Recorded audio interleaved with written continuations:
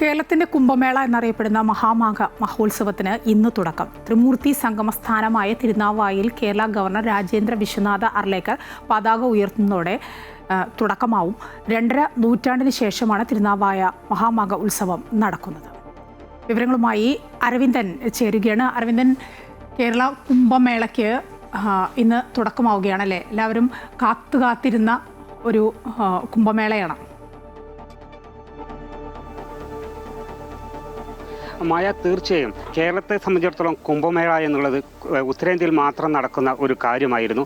എന്നാൽ നൂറ്റാണ്ടുകൾക്ക് മുൻപ് കേരളത്തിലും ഇത്തരത്തിൽ മഹാമാഘ ഉത്സവം നടന്നിരുന്നു എന്നുള്ളതായിരുന്നു വസ്തുത. 1755 കേരളത്തിൽ അവസാനമായി തിരുനാവായിൽ മഹാമാഘ ഉത്സവം നടന്നത്. ഇപ്പോൾ തിരുനാവായിലെ മണൽപ്പരപ്പ് വീണ്ടും ഇത്തരത്തിലൊരു മഹായജ്ഞത്തിന് തുടക്കമാവുകയാണ്. കഴിഞ്ഞ ദിവസങ്ങളിൽ കഴിഞ്ഞ 2016 മുതൽ ഇവിടെ ചെറിയ രീതിയിൽ ഇത്തരമൊരു ഉത്സവത്തിന് തുടക്കം കുറിച്ചിരുന്നു. ഇപ്പോൾ അത് വലിയൊരു കുംഭമേളയ്ക്ക് സമാനമായൊരു ഉത്സവമായി മാറുകയാണ്. ഇന്ന് അതിന് തുടക്കമാവും. ബഹുമാനപ്പെട്ട കേരള ഗവർണർ രാജേന്ദ്ര വിശ്വനാഥ ആർലേക്കർ ഇന്ന് പതാക ഉയർത്തുന്നതോടുകൂടി ഫെബ്രുവരി 3 വരെ നീണ്ടു നിൽക്കുന്ന മഹാമാഘ ഉത്സവത്തിന് തുടക്കമാകും. ഇപ്പോൾ തിരുനാവായ ത്രിമൂർത്തി സംഗമസ്ഥാനത്ത് ഇപ്പോൾ ഇവിടെ ഈ യജ്ഞത്തിൻ്റെ ഇതിൻ്റെ ഭാഗമായി മഹാഗണപതി ഹോമം നടക്കുകയാണ്. ശബരിമല മുൻ മേൽശാന്തി സുധീർ നമ്പൂതിരിയാണ് ഈ ഗണപതി ഹോമത്തിന് നേതൃത്വം കൊടുക്കുന്നത്. എനിക്ക് പിറകിലുള്ള ഈ വേദിയിൽ അല്പസമയത്തിനകം 11 മണിയോടെ കൂടി ഗവർണർ ഈ മഹായജ്ഞത്തിന് ഉദ്ഘാടനം ചെയ്യും. അതിന് തൊട്ടു മുൻപായി ഇവിടെ നീളാതീരത്ത് സ്ഥാപിച്ചിരിക്കുന്ന കൊടിമരത്തിൽ അദ്ദേഹം ധ്വജം ഉയർത്തും. ഇതോടുകൂടിയാണ് ഇതേ അവസരത്തിൽ തന്നെ തമിഴ്നാട്ടിലെ ഭാരതപ്പുഴ ഉത്ഭവിക്കുന്ന പ്രദേശത്ത് നിന്ന് ആരംഭിക്കുന്ന പ്രത്യേക യാത്രയും തുടക്കമാകും. ആ യാത്ര ഇവിടെ 22-നാണ് തിരുനാവായിൽ എത്തുന്നത്. നമുക്കറിയാം, തിരുനാവായ എന്നത് സംബന്ധിച്ച് കേരളത്തെ സംബന്ധിച്ചിടത്തോളം വളരെയധികം പുണ്യമായുള്ള ഒരു സ്ഥലമാണ്. ത്രിമൂർത്തി സംഗമസ്ഥാനമാണ്. ഒരു ഭാഗത്ത് മഹാവിഷ്ണുവും മറുഭാഗത്ത് ബ്രഹ്മാവും ശിവൻ്റെയും ക്ഷേത്രങ്ങൾ ഉൾക്കൊള്ളുന്ന ഭാരതപ്പുഴയുടെ സാമീപ്യമുള്ള ഈ സ്ഥലമാണ്. ഇവിടെ ഈ ഉത്സവം നടക്കുന്നത്. പ്രത്യേകിച്ച് തിരുനാവായിൽ ഈ ഉത്സവം നടക്കുമ്പോൾ ഇതിനെ വളരെ ആകാംക്ഷയോടെയാണ് എല്ലാ വിശ്വാസികളും നോക്കിക്കാണുന്നത്. നമുക്കറിയാം, ഉത്തരേന്ത്യയിൽ ഉള്ള പോലെ വലിയൊരു ജനസഞ്ചയം ഇവിടെ ഉണ്ടാകുമെന്നാണ് സംഘാടകർ പ്രതീക്ഷിക്കുന്നത്. പ്രതിദിനം 50,000-ഓളം പേരെങ്കിലും നീളാപ്പരപ്പിലേക്ക് ഇവിടെ സ്നാനം ചെയ്യുന്നതിനും മറ്റുമായി എത്തുമെന്നാണ് കണക്ക് കൂട്ടുന്നത്. ഇന്നു മുതൽ വൈകുന്നേരം എല്ലാ ദിവസവും നീളാതീരത്ത് ഭാരതപ്പുഴയുടെ ഈ തീരത്ത് ആരതി ഉണ്ടാകും. ഇത്തരത്തിൽ എല്ലാ തരത്തിലും ഭക്തജനങ്ങളെ സംബന്ധിച്ചിടത്തോളം വളരെ പ്രധാനപ്പെട്ട ഒരു കാര്യമാണ് തിരുനാവായിൽ നടക്കുന്നത്. നൂറ്റാണ്ടുകൾക്ക് ശേഷം നടക്കുന്ന ഈ യജ്ഞത്തിനായി എല്ലാ ആളുകളും ഈ ഭക്തജനങ്ങളുമെല്ലാം ഒരുങ്ങിക്കഴിഞ്ഞു. ഒപ്പം തന്നെ സർക്കാരും വേണ്ട എല്ലാ സജ്ജീകരണങ്ങളും, തുടക്കത്തിൽ ചില കാര്യങ്ങളുണ്ടായിരുന്നു, നിയന്ത്രണങ്ങൾ ഉണ്ടായിരുന്നെങ്കിലും അത്തരം നിയന്ത്രണങ്ങളെല്ലാം മാറ്റി സർക്കാരും എല്ലാവിധ കാര്യങ്ങളും കുംഭമേളയുടെ നടത്തിപ്പിനായി ഒരുക്കിയിട്ടുണ്ട്. കനത്ത സുരക്ഷാ പ്രദേശത്ത് ഒരുക്കിയിട്ടുണ്ട്.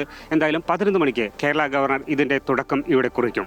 മായ, അരവിന്ദൻ, ഈ കുംഭമേള നേരത്തെ പറഞ്ഞതുപോലെ തന്നെ ഏറെ പ്രതീക്ഷയോടെ കാത്തിരുന്ന ഒന്നാണ് ഇത്. വിശ്വാസികളും എല്ലാവരും അവിടെ ഒരു തിരക്ക് അനുഭവപ്പെടാൻ തുടങ്ങിയോ? ഇപ്പോൾ ആളുകളൊക്കെ എത്തി തുടങ്ങിയോ അവിടെ? തീർച്ചയായും ഇപ്പോൾ നിളയോരത്ത് വലിയ തോതിലുള്ള തിരക്ക് അനുഭവപ്പെടുന്നുണ്ട്. നമുക്കറിയാം, തിരുനാവായയുടെ ഈ നവാമുകുന്ദ ക്ഷേത്ര സന്നിധിയിൽ എല്ലാ ദിവസവും ബലിതർപ്പണം നടക്കുന്നു. അതിനെത്തിയ ആളുകളും കൂടാതെ വിവിധ സ്ഥലങ്ങളിൽ നിന്ന് സന്യാസിമാരും മറ്റുമായി വിവിധ ആളുകൾ ഇവിടെ എത്തിത്തുടങ്ങിയിട്ടുണ്ട്. ഇപ്പോൾ ഇതിൻ്റെ സംഘാടകരിൽ ഒരാൾ നമ്മളോടൊപ്പം ഉണ്ട്. അദ്ദേഹം ഇതിൻ്റെ കൂടുതൽ കാര്യങ്ങൾ നമ്മളോട് വിശദീകരിക്കും. എന്തൊക്കെയാണ് ഇനി നടക്കാൻ പോകുന്ന പ്രധാനപ്പെട്ട കാര്യങ്ങൾ? ഇന്ന് 11 മണിക്ക് കേരളത്തിൻ്റെ ബഹുമാന്യ ഗവർണർ ഈ പരിപാടി ഔപചാരികമായി ഉദ്ഘാടനം ചെയ്യും.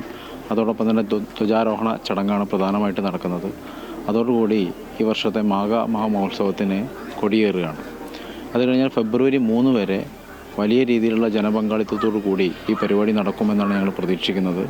പ്രധാനപ്പെട്ട എല്ലാ ചടങ്ങുകളും അതിൻ്റെ പ്രൗഢിയോടുകൂടി തന്നെ ഇപ്രാവശ്യം നടത്താനാണ് നമ്മൾ തീരുമാനിച്ചിട്ടുള്ളത്. സംഘാടക സമിതി അതിനു വേണ്ടിയിട്ടുള്ള ദ്രുതഗതിയിൽ അതിനു വേണ്ടിയിട്ടുള്ള ഒരുക്കങ്ങൾ ഓരോന്നോരോന്നായി മുന്നോട്ട് കൊണ്ടുപോയിക്കൊണ്ടിരിക്കുകയാണ്. വലിയ തോതിൽ ആൾക്കാർ വരുമ്പോൾ അതിനുള്ള സൗകര്യങ്ങളൊക്കെ ഇവിടെ ഉണ്ടോ? തീർച്ചയായും വിശാലമായ മണപ്പുറത്താണ് നമ്മളെ പ്രധാനപ്പെട്ട നിള ആരതി അടക്കമുള്ള എല്ലാ ചടങ്ങുകളും നടക്കുന്നത്. അവിടേക്കുള്ള താൽക്കാലിക പാലം 22-ാം തീയതിയോടുകൂടി നമ്മൾ അങ്ങോട്ടുള്ള ഓപ്പൺ ചെയ്യും. 22-ാം തീയതിക്ക് ശേഷമാണ് പ്രധാനപ്പെട്ട ചടങ്ങുകളെല്ലാം നടക്കുന്നത്. ഇന്ന് ഇതുപോലെ തന്നെ രഥയാത്ര നമ്മൾ ആരംഭിക്കുകയാണ്. പൊള്ളാച്ചിയിൽ നിന്ന് രഥയാത്ര ആരംഭിക്കും. അതോടൊപ്പം തന്നെ അത് 22-ാം തീയതിയോട് കൂടിയാണ് ഇവിടെ എത്തുന്നത്. 22-ാം തീയതിയോട് കൂടിയാണ് നമ്മളെല്ലാ പ്രധാനപ്പെട്ട ചടങ്ങുകളും നടക്കുന്നത്. അതുകൊണ്ട് തന്നെ ആ സമയത്തിനുള്ളിൽ എല്ലാവർക്കും കൃത്യമായി ഇവിടെ വന്ന് സ്നാനം ചെയ്യാനും മറ്റുള്ള സൗകര്യങ്ങളൊക്കെ ഒരുക്കിയിട്ടുണ്ട്. മായ, തീർച്ചയായും അങ്ങനെ മഹാമാഘത്തിനുള്ള എല്ലാ ഒരുക്കങ്ങളും സംഘാടകർ പൂർത്തിയാക്കിയിട്ടുണ്ട്. നിളാതീരത്ത് ഇന്ന് ആരംഭിക്കുന്ന ഈ ഉത്സവം ഫെബ്രുവരി 3 വരെ നടക്കും. കേരളത്തിൻ്റെ ചരിത്രത്തിലെ ആധ്യാത്മിക ചരിത്രത്തിലെ വലിയൊരു കാര്യമായി, അതുപോലെ തന്നെ ആത്മീയ രംഗത്തും സാംസ്കാരിക രംഗത്തും വലിയൊരു ഉത്സവമായി ഈ മേള മാറും എന്ന് തന്നെയാണ് സംഘാടകർ പ്രതീക്ഷിക്കുന്നത്. മായ, സന്യാസിമാരൊക്കെ എത്തി തുടങ്ങിയോ? ഇപ്പോൾ അവിടെ എത്തിയോ? തീർച്ചയായും കേരളത്തിലെ വിവിധ മഠങ്ങളിൽ നിന്നുള്ള സന്യാസിമാരെല്ലാം ഇപ്പോൾ ഇവിടേക്ക് വന്നുകൊണ്ടിരിക്കുന്ന ഒരു സാഹചര്യമാണുള്ളത്.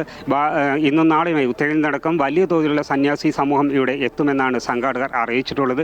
പല സ്ഥലത്തും ടിക്കറ്റ് ബുക്കിങ്ങുകളെല്ലാം ആരംഭിച്ചു കഴിഞ്ഞിട്ടുണ്ട്. പ്രത്യേക ബസ്സുകൾ ഏർപ്പാട് ചെയ്തിട്ടുണ്ട്. അത്തരത്തിൽ ഉത്തരേന്ത്യയിൽ നടക്കം വലിയ തോതിലുള്ള പങ്കാളിത്തം ഈ മേളയ്ക്ക് ഉണ്ടാകുമെന്നാണ് സംഘാടകർ പ്രതീക്ഷിക്കുന്നത്. അതിനുള്ള ഒരുക്കങ്ങൾ എല്ലാം ഇവിടെ തയ്യാറാക്കിയിട്ടുണ്ട്.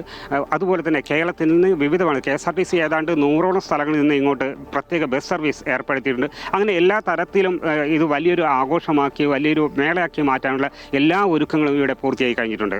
മായ, അരവിന്ദൻ, ഈ കേരള കുംഭമേളയോട് വിയോജിപ്പ് രേഖപ്പെടുത്തിയിരുന്ന ഒരു വിഭാഗമൊക്കെ ഉണ്ടായിരുന്നു, നമുക്കറിയാം. അതൊക്കെ ഇപ്പം മാറിയിരിക്കുന്നു അല്ലേ? എല്ലാ സഹായങ്ങളൊക്കെ ചെയ്യാൻ തുടങ്ങി അല്ലേ?